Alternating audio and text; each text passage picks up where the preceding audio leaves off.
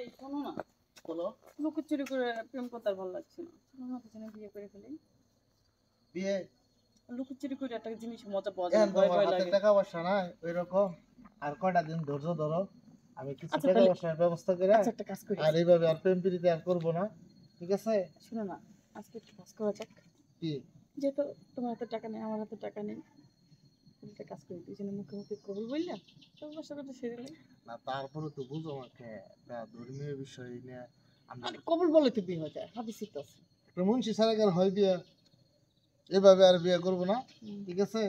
তুমি আর কয়টা দিন ধৈর্য ধরো, আমরা পরে এটা সিদ্ধান্ত নিয়ে তুমি চলো জায়গা।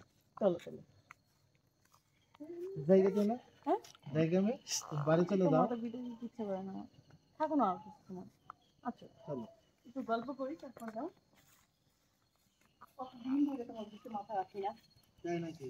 হুম, বসো। আজকে তোমার বুকে মাথা রাখি। জানো আমার না অনেক ভয় লাগে, কিসের ভয় আমি থাকতে? যদি তোমাকে হারিয়ে ফেলি। না আমি তোমাকে ছেড়ে কোথাও যাব না। বাবা মা, বাবা মা অন্য জায়গায় বিয়ে ঠিক করছে। কোথায়?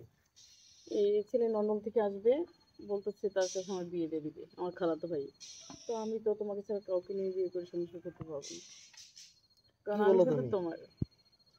আমি তো তোমাকে হারাতে চাই না। অন্য জায়গায় যদি আমার বিয়ে দেয়, বাট আমার দেহ পাবে, আমার মন পাবে না কখনো। তা কখনো হতে দেব না। চলো আমি না, যেভাবে হোক এই বিয়ে আমি থামাবো। চলো না তাহলে আমি বিয়ে সাথে করে ফেলেন। কালি কালি যে আমরা কাজে অফিসে যে আমরা বিয়ে করে ফেলবো। সত্যি বলছো? সত্যি। হুম, আমার জান। তুমি চিন্তা করো না, হুম, আর এই বিষয় নিয়ে তুমি টেনশন করো না।